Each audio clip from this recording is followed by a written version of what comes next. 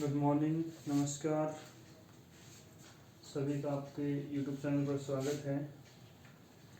हम 10th class के 5वें चैप्टर को कर रहे हैं।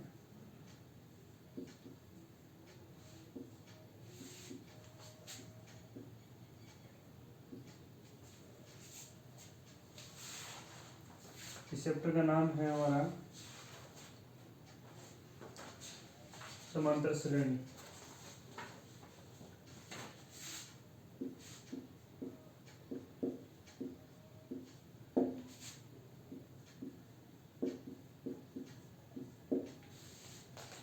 समांतर श्रेणी कहते किसे हैं, सबसे पहले जानेंगे कि समांतर श्रेणी होती क्या है और इसकी ज़रूरत क्या है।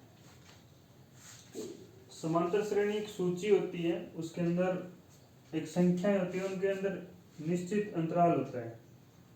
जैसे डेफिनेशन थी, उसमें मैं बताऊंगा आपको। जैसे कोई एक सूची है, 1 2 3 4 5, एक सूची 6 12 18 24, ऐसे ही 100 200 300 400, इस प्रकार से समान चलती रहेगी। इन दोनों के बीच एक का अंतर है, एक का अंतर है, एक का अंतर है, एक का अंतर है। यहाँ 6 का है, यहाँ भी 6 का है, यहाँ भी 6 का है। यानी कि ऐसी सूची इसके अंदर उनका अंतर दो पदों के बीच में समान हो। लगातार दो पद हैं, उनके बीच का अंतर समान होना चाहिए। अच्छा, इसके अंदर ये जो चीजें होती हैं इनको बोलते हैं पद। पहला पद, दूसरा पद, तीसरा पद, चौथा पद, ये प्रथम पद है। इस प्रकार इसमें हम प्रथम पद को ए से डिनोट करते हैं। इनके बीच का जो अंतर है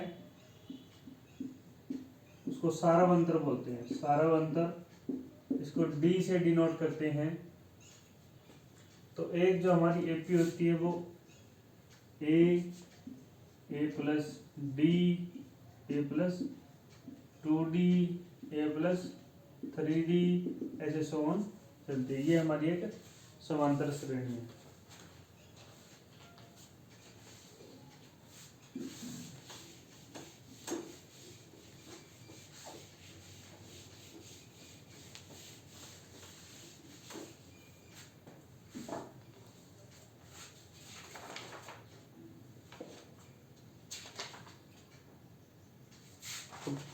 प्रश्नावली 5.1 जो है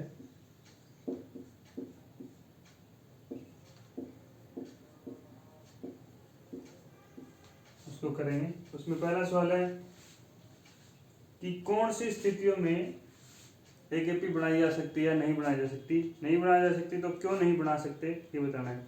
प्रत्येक किलोमीटर के बाद एक टैक्सी का किराया, जबकि प्रथम किलोमीटर के लिए किराया 15 रुपये है। अगर 1 किलोमीटर जाओगे तो उसका किराया है 15 रुपये, और प्रत्येक अतिरिक्त किलोमीटर का किराया है 8 रुपये। यानी उसके बाद जितने भी किलोमीटर जाओगे प्रत्येक किलोमीटर के रुपए 8 लगेंगे। तो इसका मतलब ये हो कि ए हमारा है 15 और जो डी रहेगा वो रहेगा 8। क्योंकि जैसे 1 किलोमीटर गए 15 रुपये लगे, 2 किलोमीटर गए तो 15 में 8 जोड़ देंगे। अगर 3 किलोमीटर गए तो 15 प्लस में 8 प्लस में 8। ये हमारा वही फॉर्मूला बन रहा है, ए प्लस में डी, ए प्लस में 2D। तो इससे एपी बन सकती है। तो यह हम कहेंगे इस स्थिति के अंदर हमारी एपी बन जाएगी। दूसरा जो क्वेश्चन है उसमें कह रहा है कि किसी बेलन में उपस्थित हवा की मात्रा, एक बेलन सिलेंडर लगा लीजिए, इसके अंदर हवा है, ठीक है। जबकि वायु निकालने वाला पंप प्रत्येक बार बेलन की शेष हवा का 1/4 भाग बाहर निकाल लेता है। एक पंप लगाया हुआ है इसके ऊपर हवा निकालने के लिए। जब एक बार पंप मारेंगे तो हवा जो है वो शेष जो हवा इसके अंदर है उसका 1/4 भाग निकालेगी। अब एक पंप मारा है तो इसके अंदर जैसे हमारे मान लेते हैं कि 100 लीटर हवा है, पंप लगाते ही 25 यानी 1/4 इसका 25 लीटर निकल जाएगी। उसके बाद 75 बच गया। अब इसका 1/4 निकालेंगे तो फिर वो जो 25 आया था पहली बार में, दूसरी बार अंतर है वो कम हो जाएगा। 25 का 1/4 करेंगे हम 75 का, या इसको x मान के करते हैं। जैसे x थी हमारे पास हवा, उसका 1/4 निकाल देते हैं, -x/4। तो यहाँ आएगा हमारे पास में 3x/4। 3x/4 बची है। अब इसका निकालेंगे तो माइनस हो जाएगा 3x/16। यानी जो अंतर था ये हर बार समान नहीं आएगा, डी हमारा सेम नहीं रहेगा। तो इसी कारण से इसकी हम एपी नहीं बना सकते। तीसरा, प्रत्येक मीटर की खुदाई के बाद एक कुआं खोदने में आई लागत। कुआं खोदना है, उसका लागत बता रखी है। 1 मीटर खुदाई करेंगे तो 150 रुपये लगेंगे 1 मीटर के। उसके बाद अगर खुदाई करवानी है तो उसके 50 रुपये लागत बढ़ती जाएगी। यानी 2 मीटर खुदवाएंगे तो 50 रुपये बढ़ जाएंगे, तीसरे में 50 100 बढ़ जाएंगे, 50 + 50, यानी 1 मीटर शुरू के अंदर हमारा जो है वो 150, ये हमारा 150 हो गया। फिर 150 + में 50, फिर 150 + में 50 + में 50, जितने भी मीटर खुदवाएंगे उसके अनुसार ये बढ़ता जाएगा। तो इसकी अभी बना दी है 150, 200, 250, 300, एक सीरीज बन गई। तो इससे भी अभी बन जाएगी।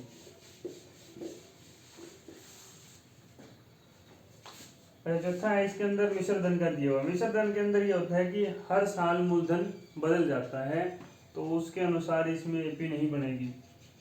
क्योंकि जैसे मिश्र धन के अंदर ये होता है कि आज जो मूलधन है, नेक्स्ट ईयर का जो मूलधन बनेगा उसमें मूलधन प्लस में ब्याज जुड़ जाएगा और मूलधन बढ़ जाएगा। तो ये मूलधन बढ़ गया तो इसके ऊपर ब्याज जो है वो एक्स्ट्रा हो जाता है।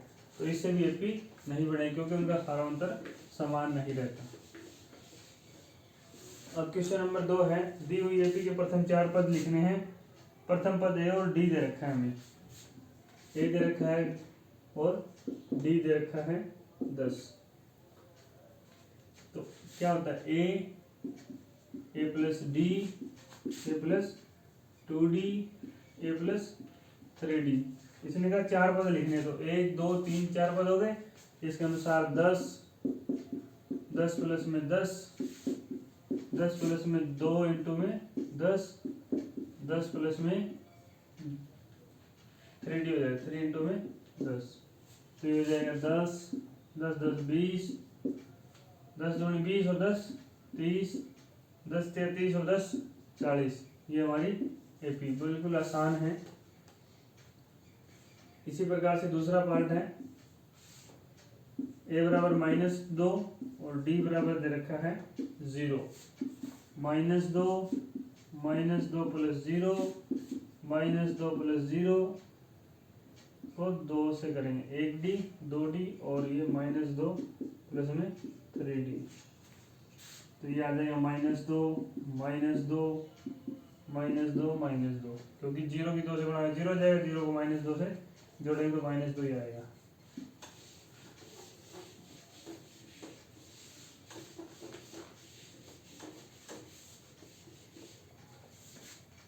ऐसे ही तीसरा सवाल है, आसान सा ही है, अब कर देता हूँ। ए बराबर 4 है, डी बराबर -3 है। तो 4 प्लस में -3, 4 प्लस में 2 × -3, 4 प्लस में 3 × में -3। तो ये रहेगा 4 और प्लस माइनस हो जाएगा। तो 4 में से 3 जाएगा, 1 बचेगा। ये 3 दूनी 6, माइनस का 6 और प्लस का 4 है तो माइनस का 2, 3 तिया माइनस का 9 और प्लस का 4 है तो माइनस का 5। ये हमारी एपी रहेगी।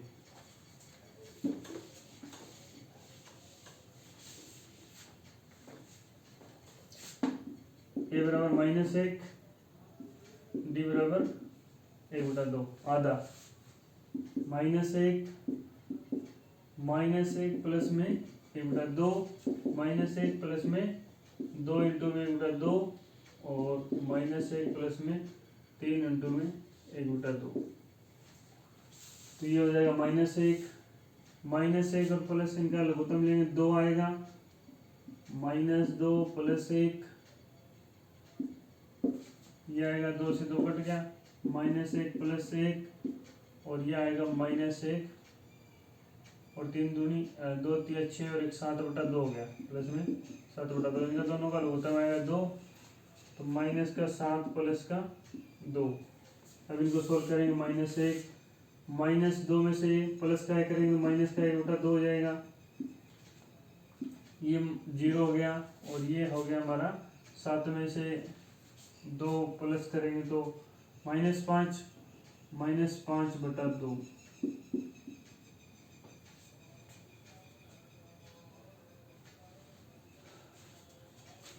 सॉरी यहाँ हमने गलत कर दिया, ऐसे नहीं होगा, इसको 3 कम 3/2 होगा, ये ऊपर गुना होगी तो आधा हो गया, तो यहाँ हो जाएगा 0 और ये हो जाएगा 1/2।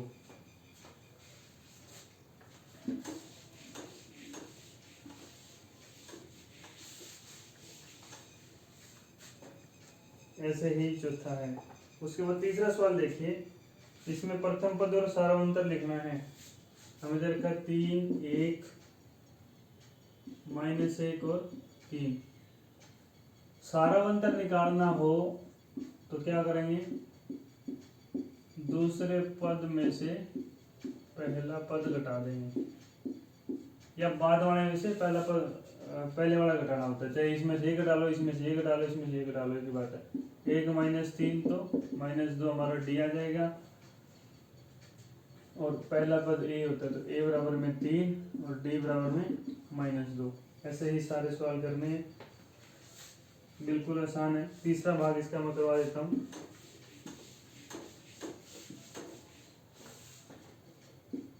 एक बटा 3, 5/3, 9/3 और 13/3।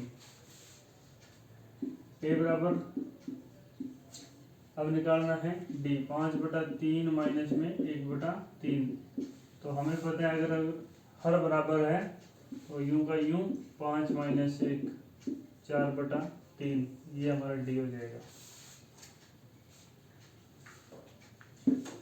जैसे ये 1 पॉइंट वाला है वो भी करवा देता हूँ।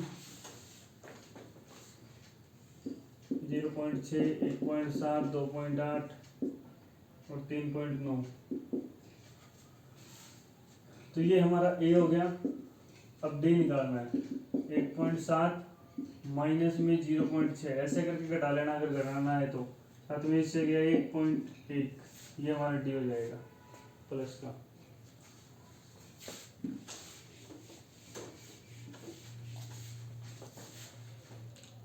इसके बाद क्वेश्चन नंबर 4 है, इसमें बताना है कौन सी एपी है और कौन सी एपी नहीं है, तो उनका सारांतर अगले 3 पद ज्ञात करने हैं। तो एपी के लिए हमें क्या होना चाहिए, सारांतर समान होना चाहिए, यही देखना है। सारांतर समान है तो एपी है, वरना नहीं है। पहले रखा है 2 4 8 16, इनका अंतर कितने का है, 2 का, इनका 4 का नहीं है, तो अंतर बराबर नहीं है, तो एपी नहीं है। इसके 3 पद लिखने हमें नहीं है, जो एपी है उसके लिखने हैं। आगे वाला है 2 5/2, 3 7/2। अब 5/2 को मैं 2/5 में लिख सकता हूँ, 2.5 होता है ना, और 7 का आधा 3.5, इसको ऐसे भी समझ सकते हैं। तो यहाँ देखो अंतर कितना, 0.5 का है, यहाँ भी 0.5 है, यहाँ भी 0.5 प्लस हो रहा है सब में, तो ये पी है क्योंकि सारा अंतर समान है। तो इसमें आगे आ जाएगा 4 और 4.5, 4.5 को लिखेंगे 9/2, ये शेप हमारी एपी बन जाएगा। और आगे वाला आएगा 5, 3 पद लिखने थे।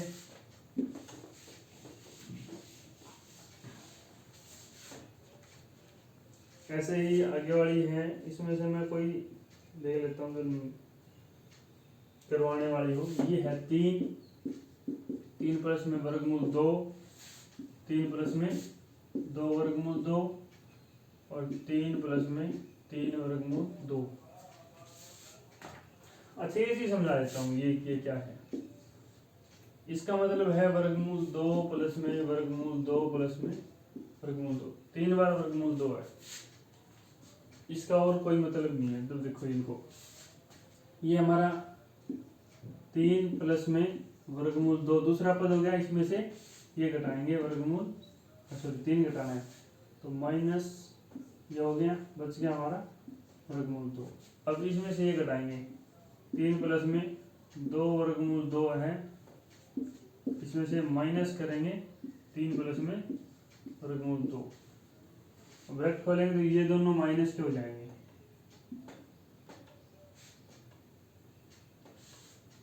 तीन से 3 कट गया, ये 2 वर्गमूल 2 है और ये 1 वर्गमूल 2 है, तो यहाँ बचेगा हमारा 1 वर्गमूल 2। इसका मतलब क्या है, वर्गमूल 2 प्लस में वर्गमूल 2 और ये है माइनस का वर्गमूल 2। इसको मैंने ऐसे काट दिया तो ये बच गया। ठीक है, बिल्कुल आसान है। तो ये भी एपी है, एपी है तो इसके अगले 3 पद वर्गमूल 2 जोड़ते जाना है। अब 3 वर्गमूल 2 है आगे, तो 3 प्लस में 4 वर्गमूल 2, 3 प्लस में 5 वर्गमूल 2, 3 प्लस में 6 वर्गमूल 2। ये हमारी एपी बन जाएगी। अगर 3 पद लिखने थे, उसके बाद छठा सवाल है, उसमें 0.2 है, 0.22, 0.222 इस प्रकार से है। तो ये हमारी एपी नहीं है, क्योंकि 0.22 माइनस में 0.2 करेंगे तो इसका जो आंसर आएगा वो क्या आएगा, 0.20 ये आएगा। अब इसमें से ये करेंगे अंतर तो इसका आएगा 0.002। ये सारा अंतर समान नहीं है दोनों, तो इसका मतलब ये एपी हमारी नहीं है। पहले को घटाना है दूसरे में से और ये देखना अंतर समान है तो एपी है, वरना नहीं है। अब आगे वाला है 0, -4, -8, -12। देख रहे 4 का अंतर है और 4 कम होते जा रहे तो ये एपी है। आगे आ जाएगा -16, -20, -24। बिल्कुल आसान है। आगे है -1/2, -1/2, -1/2, -1/2। ठीक है, तो इसमें 0 0 ऐड हो रहा है तो ये इसके अगले आ जाएंगे -1/2, -1/2, -1/2। यही पद आएंगे क्योंकि इसमें 0 सारा अंतर है।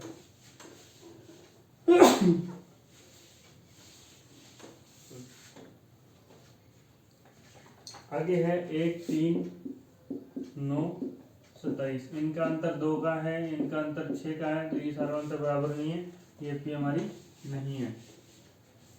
उसके बाद है A, 2A, 3A, 4A। देखो यहाँ 2A का मतलब क्या है, A प्लस में A है, 3A का मतलब A प्लस A है। अब इसमें से एक घटाएंगे, एक बच गया, A प्लस A में से ये घटाएंगे A प्लस A, तो ये दोनों के निशान चेंज हो जाएंगे, माइनस के दोनों हो जाएंगे क्योंकि ब्रैकेट के अंदर दोनों घटा रहे ना।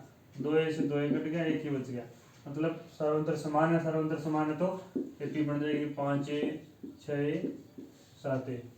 आसान सा है बिल्कुल ही।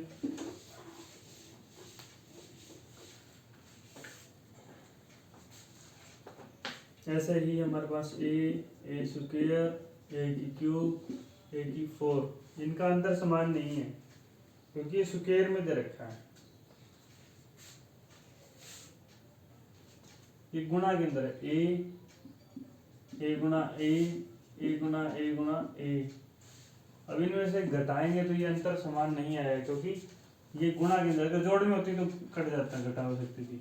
अब A का स्क्वायर माइनस A, इनका अंतर ये आ गया, इसका अंतर आएगा A की क्यूब माइनस A का स्क्वायर, यहाँ आएगा A की 4 माइनस A की 3।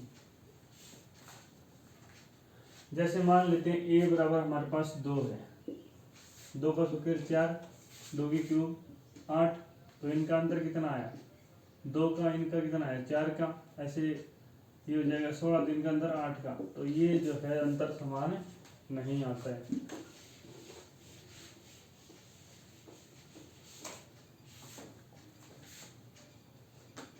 अब ये है वर्गमूल 2, वर्गमूल 8, वर्गमूल 18 और वर्गमूल 32। यहाँ वर्गमूल 2 ही है, यहाँ हमारे पास है ये, इसको मैं लिख देता हूँ 4 गुणा में 2 और वर्गमूल। अब 4 का वर्गमूल निकालेंगे तो 2 आ जाएगा और 2 अंदर रूट रह जाएगा अंदर। ऐसे इसको लिखते हैं 9 गुणा में 2 लिख सकते हैं, तो इसका हो जाएगा 3 वर्गमूल 2। इसको लिख सकते हैं 16 गुणा में 2, 16 का वर्गमूल होता है 4 वर्गमूल 2 बच जाएगा। तो ये देखो ऐसा सवाल हमने पीछे किया था, ये सेम एज इट इज उसी तरह का है। तो इसका सारांतर वर्गमूल 2 आ रहा है, तो इसके अगले 3 पद लिखने हो तो क्या हो जाएगा 5 वर्गमूल 2, 5 का स्क्वायर 25, 25 दूनी 50, तो वर्गमूल 50। ऐसे ही फिर उसके बाद 6 वर्गमूल 2, 6 का स्क्वायर 36, 37 दूनी 72, और ऐसे ही फिर 7 49, 49 दूनी 98, ये इसके 3 पद आ जाएंगे।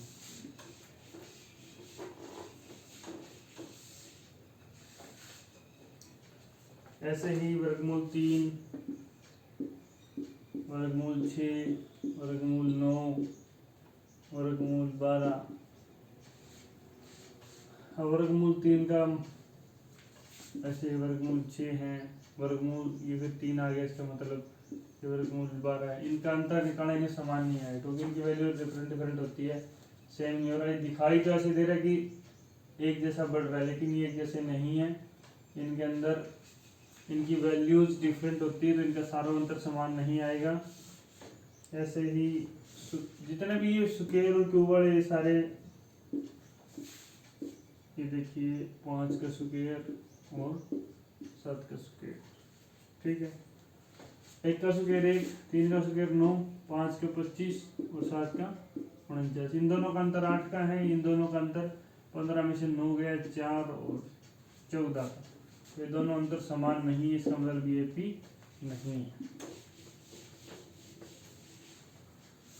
अब लास्ट क्वेश्चन है, बड़ा जबरदस्त क्वेश्चन है। 1 का स्क्वायर और 5 का स्क्वायर, 7 का स्क्वायर और 73 लिखा हुआ है। 1 का स्क्वायर कितना होता है 1, 5 का स्क्वायर 25, 7 का 49 और 73। इन दोनों का अंतर 24 है, इन दोनों का अंतर भी 24 है, इन दोनों का अंतर भी 24 है, मतलब 24 ऐड हो रहा है हर जगह। तो ये पी है, ये पी है, इसमें 24 ऐड कर देंगे, इसमें 24 ऐड करते हैं तो 97, फिर इसमें 24 ऐड करेंगे तो 121, ऐसे ही इसमें 24 ऐड करेंगे तो 55, 3 पद हो जाएंगे। ये हमारा 5 पॉइंट एक एक्सरसाइज पूरा होता है। इसमें कोई डाउट हो तो कमेंट कर सकते हैं, मैं आपको दोबारा डाउट क्लियर कर दूंगा और आपको एक एक क्वेश्चन जरूर समझाया जाएगा। पढ़ते रहिए, मुस्कुराते रहिए। धन्यवाद।